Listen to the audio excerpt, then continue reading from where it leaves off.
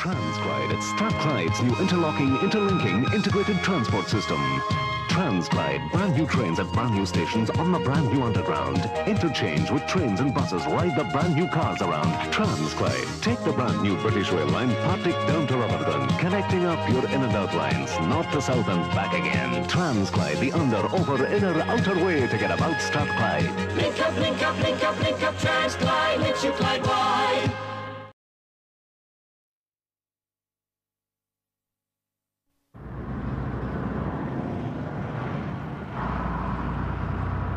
There's Partick Cross and Cessnock, Hillhead and Mifflin Street, George's Cross and Govan Cross, where all the people meet. West Street, Shields Road, the train goes round and round. You've never lived unless you've been on the Glasgow Underground. On the Glasgow Underground. I wrote that song because, to me, as to other Glaswegians, there's something very special about our little underground railway. For over 80 years, the little trains have trundled round the 6.5-mile track, and it seemed as if they would go on forever. Now, suddenly, this weekend, it's all over. And in time, something new and shiny and utterly modern will take its place. I wonder if anyone will want to write a song about that.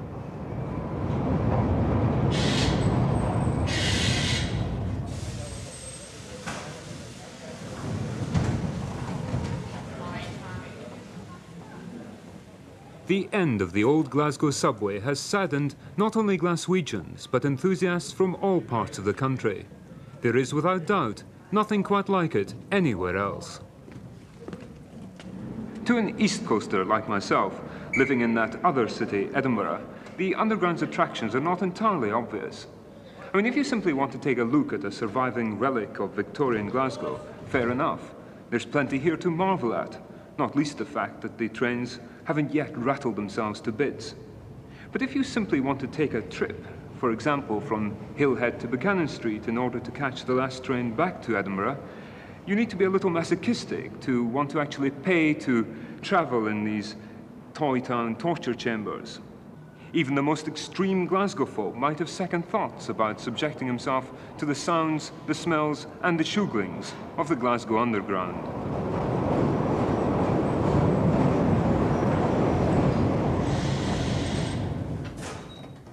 Years of neglect took their toll. The little red trains carried fewer and fewer passengers round the 6.5-mile circle.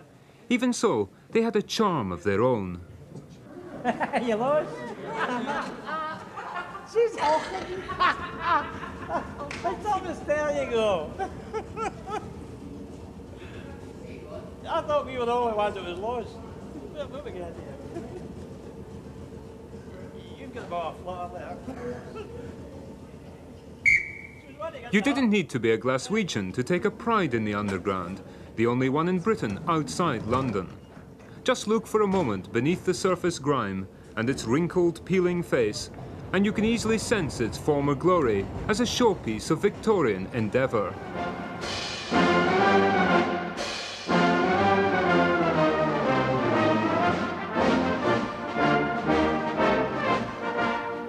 Opening day, the 14th of December 1896. The people of Glasgow thronged in their thousands to give the Underground a welcome usually reserved for visiting royalty.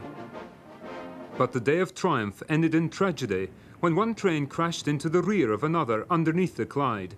18 people were injured and the Underground was shut down for almost a month.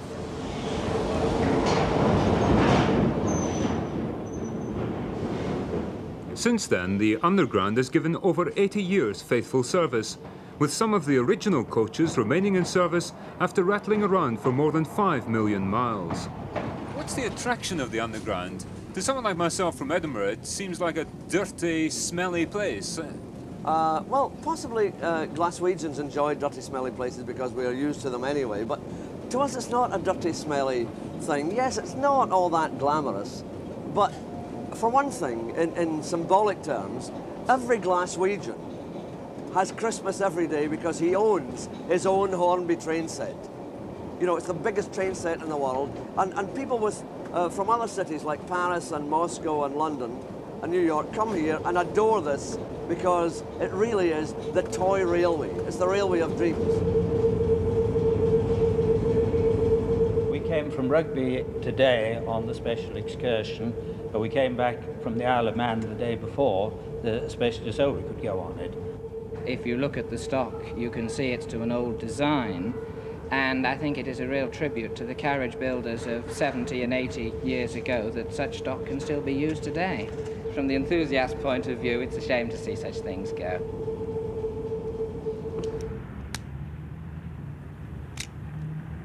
A group of workers from that other underground in London are among those paying their last respects. Why have they joined the pilgrimage? To say farewell, really, while we've got the opportunity to. Why would you want to say farewell to a subway? Well, to get some photographs of it, to compare it with our own, because it's completely different in atmosphere. As a record, more or less. What is the attraction of the Glasgow subway to someone like yourself? I think the ancient rolling stock, the friendliness of the staff, which tends to contrast a bit with London. Just how different is the subway? There's no comparison whatsoever. What did you think when you were on your first trip round? Oh, goodness knows. Total surprise, I think. Why? I've never seen anything like it. That's all I can say. The Underground was due to close this Sunday with a flourish. 500,000 souvenir tickets had been printed for people wanting to say cheerio to the wee red trains. But cracks appeared in the station roof, and that was that. I thought I'd bring Andrew for his first and last ride on the Underground before it closed next week. We were planning to go to Kelvin Hall to see the exhibition there. I'm afraid Andrew's missed out because the system's closed down for the day, unfortunately. Do you like Undergrounds? Yes, What do you like about them? because it's dark. Do you get scared? No. No? When you're going through the tunnel, you're looking for anything that's out of order, like, you know, broken rail or a clip out, broken bit of T-iron, things like that. You know, anything that's not supposed to be there. You get dead cats, occasional dead bird, things like that. If you find that, you're supposed to shove it out the road so the general public doesn't see it. Ghosts, like, no. Don't think about it. If you do think about it, you're liable to see something. But if you don't, you just stick to your job. Like, you don't think about things that's going to jump out of wee corners and try and frighten you. If you did think about it, you'd be walking along, at least wee noise, you'd end up looking like a ghost. There was a funny story about an engineer that went down there one of the times, and usually the drill is that the car takes them down, stops at the bottom of the hill. The engineer and his mate gets off, and now there's a wooden door down there into the pump room. And he got off and he said to the driver, right, well, pick us up the next time round, which meant that they would do a complete circle, stop, and the next time round and pick him up. But when he got down there, here the door had jammed. The result is him and his mate were huddled in to the wee recess in the wall, and the other trains were coming thundering down, you know. And he was quite glad to see the car that he'd already left do a full journey and pick him up the next time round.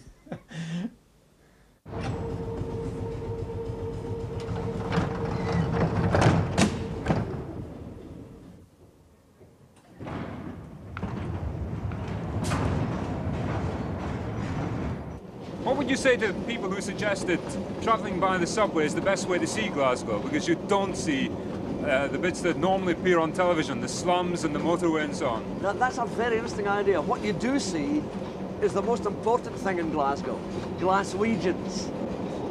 The subway is absolutely and richly and magically polluted with Glaswegians. Please. Thank you. My entertainment is only pray to God, no anything else. No picture, no dance, no anywhere else, no smoking, no drinking. So my entertainment, my enjoyment is, if I no miss my pray, I am quite happy man in world. Ticket, please. Thank you. Ticket, please. Thank you. You enjoy your holiday? Ticket, please. Thank you. Ticket, please.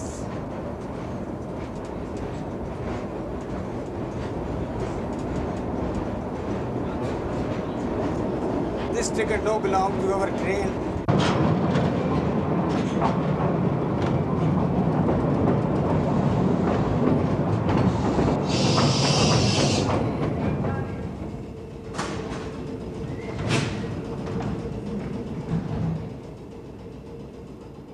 What do your workmates and the passengers think when they see you praying on the train?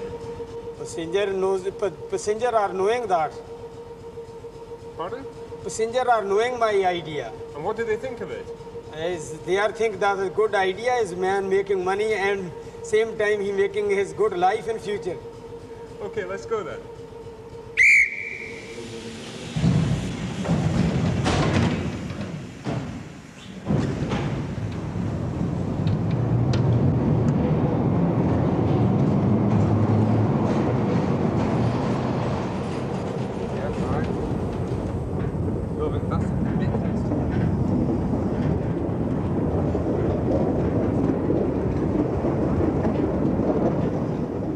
Oh well, there's sometimes an odd cat or a dog seems to come down, and you've got to watch these things. You've got to watch it, there are no obstacles in the track, especially in the morning where the permanent waymen have been out all night. They probably leave maybe a pick or a shovel, maybe because of an accident. But normally this doesn't happen, you know. And then there's the bad bend at Kirkcaldy. You've got to watch you don't break your rear coupling. Under the Clyde, that's what they call the sump. You've got to watch in case maybe that's flooded. And if you see any, well, when I say flooded, maybe kind of high water. Well, when you see that, like, you have to report it to the next station master on the line. He contacts the station master at the rear. So every train knows to go slow to that part. If the water comes up, it's into the motors are cooked.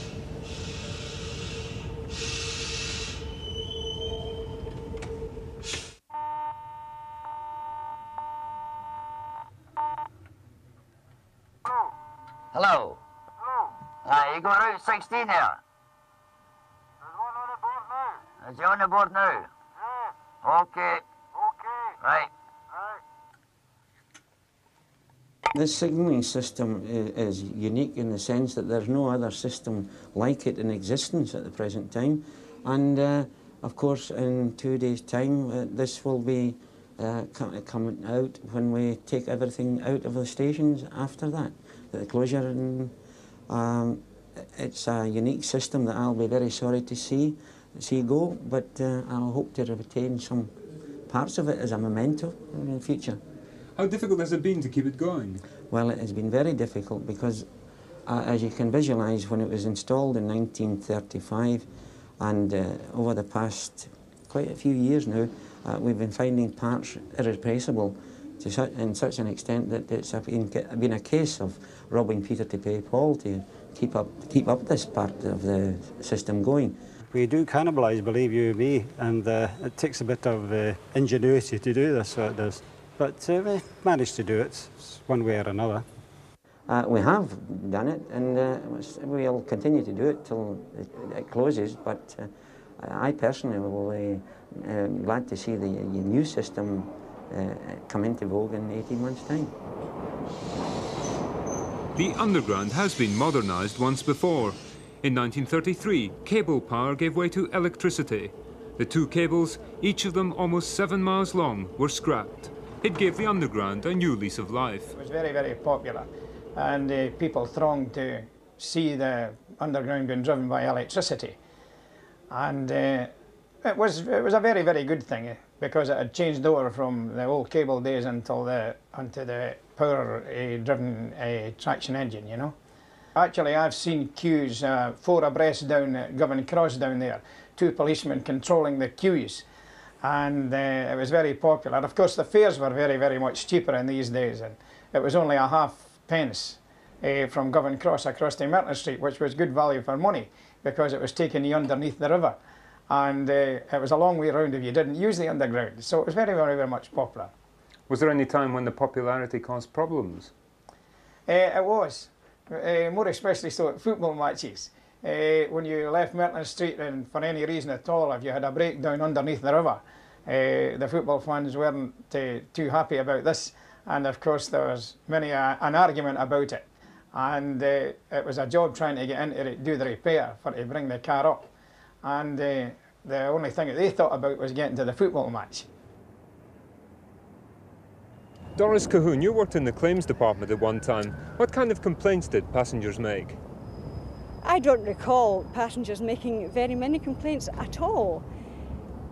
The only thing I really recall in any that there was a lot of were people catching their hats in the trellis gates.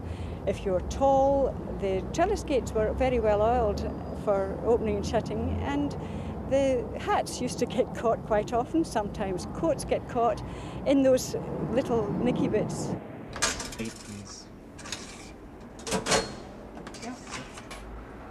You've a different approach to the public here.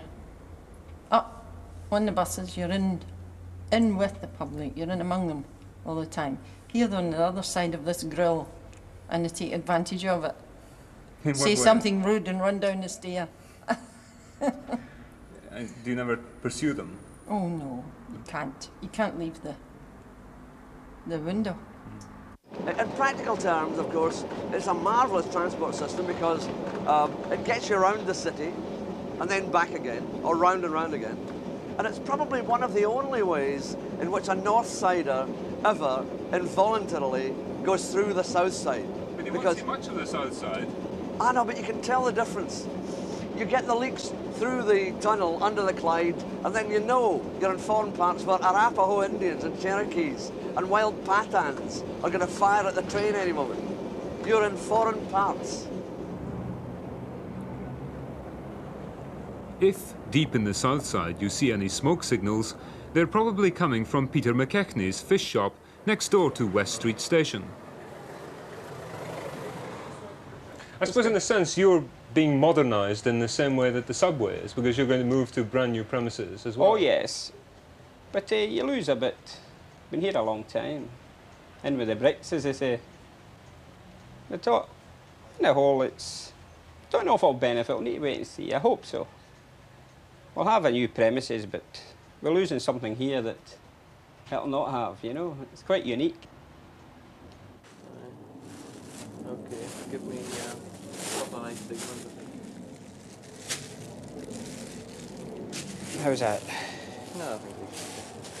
Modernisation is likely to put pay to a unique form of communication between the fish shop and the staff in stations down the line. Peter was often puzzled by the fact that they always seemed to know when he was smoking fish. Believe it or not, say when you smoke, this is true, some smoke must drift down and you can actually see the smoke in the tunnel of his underground. Aha, he says Peter smoked today. Okay, thanks very much. Thank you. And that worked every time. He knew, without fail. He said he could smell it and he could see the slight smoke in the tunnel, he says. And that went on for a long time.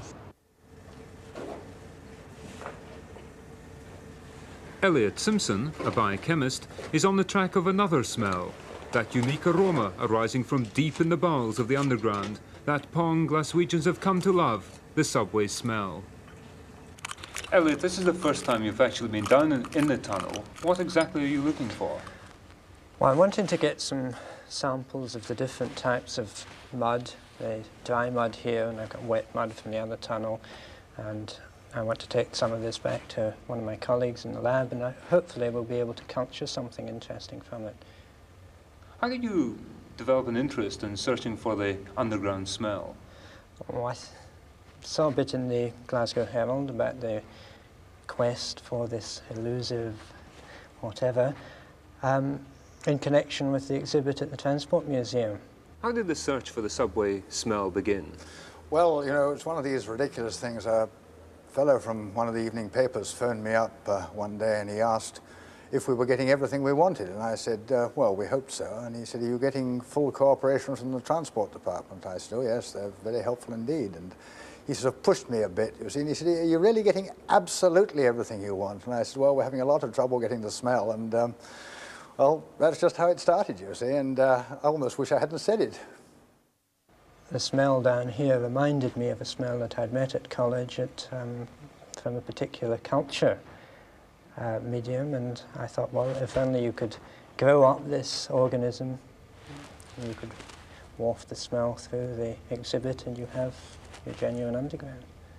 Can you remember what that culture was you met previously? Well, it was one of the Actinomycetes family, but each one of these members has a slightly different smell, and it's probably Streptomyces.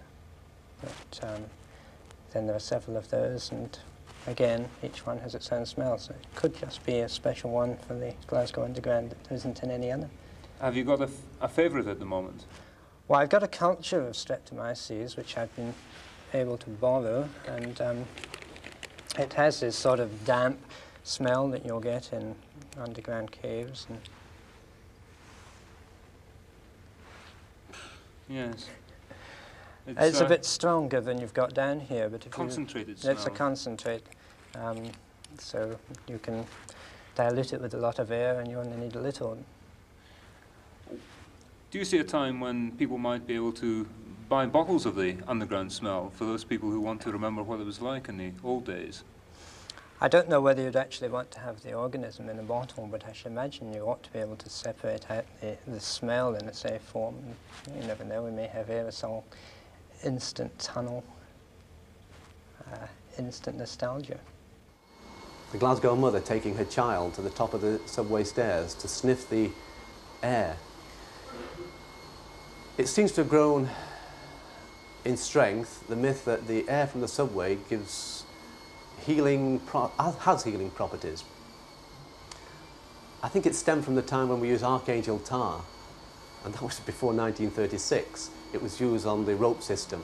But since 1936, there's been no Archangel tar. But nevertheless, mothers have still taken their children to the top of the stairs to sniff the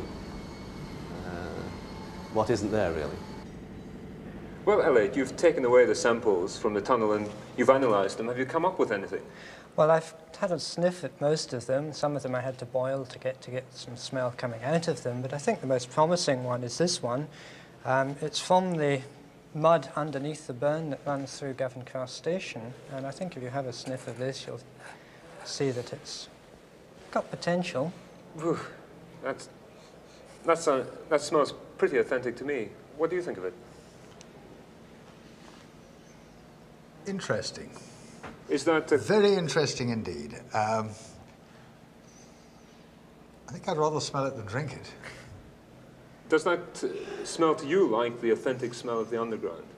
I think that it's pretty near it, but I'd like to see a little more oily, tarry smell, perhaps injected with it. Could you mix that up with it, do you think? I think we could try.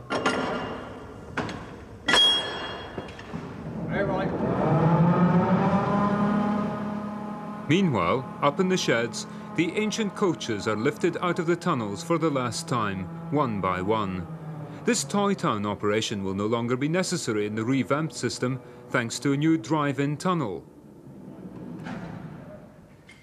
An easier business, certainly, but not nearly so much fun. I think everybody loves the old Glasgow subway. I mean, they come from America and Canada just to even get a sniff at the old place. I'm sure you've heard that before. That's how much people like it. But people like yourself who actually have to keep them going must get fed up with them, surely. No, not really, because I mean, you meet all the Coothie characters of old who used to work in the place. They're continually coming in and out, see how the place is going, see how the trains are working, and see who's died and who's coming and all this sort of thing. So I mean, there's always something to talk about. There's always something to do, you know. I will permit it to be modernised, but I don't demand it. I still enjoy it the way it is. And I only hope that the new, trendy 1980s underground keeps some of the quaint magic that we have in this one. Like what? like shaking you about like a spavined horse, for instance, and giving you the chance to look at beautiful young ladies in the seat opposite and dream dreams. It's a railroad of dreams, my boy. It's a railroad of dreams. If a latter-day Rip Van Winkle had fallen asleep in the maintenance sheds decades ago, he would find it much the same today. Perhaps the Transport Museum should preserve it as it stands. There are so many old things, railway stations and subway sheds and other places, that really, I suppose if modernization is to go ahead, there just isn't room to preserve everything full size as it was in the past. Modernization is already underway, but old traditions die hard. These coaches are being cannibalized yet again, this time to carry the brand new track into the tunnels. The new underground, estimated to cost £33 million, is expected to open in 18 months. With luck, that will be a less calamitous opening than the first one.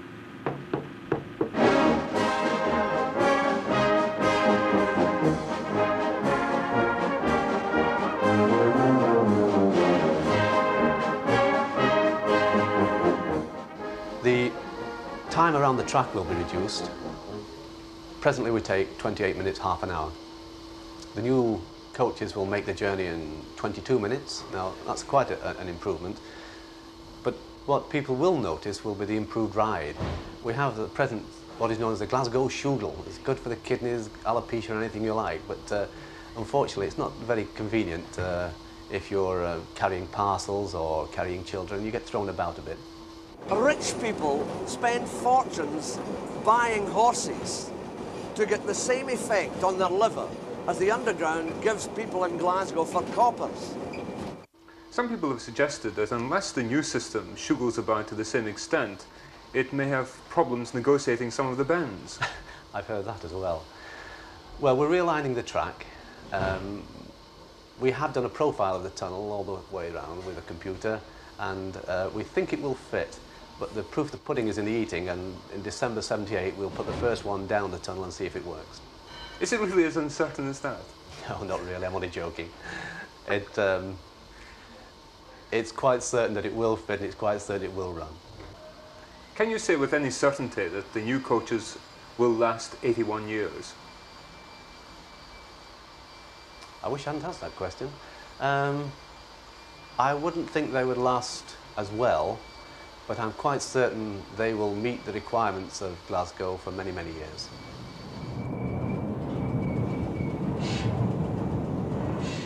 Well, I've been down at Birmingham there, say about a month ago, and I've seen the new trains, and I think they're smashing. Well, the ovens compared to these, this is an icebox, this year.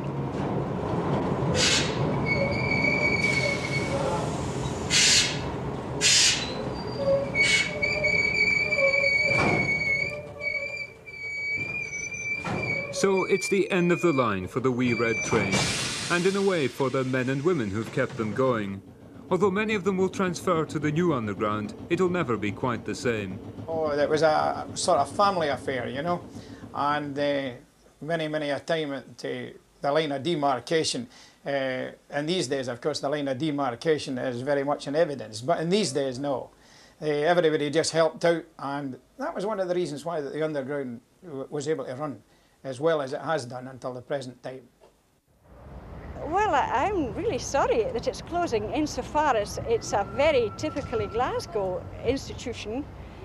The new one, I suppose, will be very smart and tidy and all that sort of thing, but somehow there's something Glasgow, really Glasgow, about the subway, and I think everybody will miss it very much.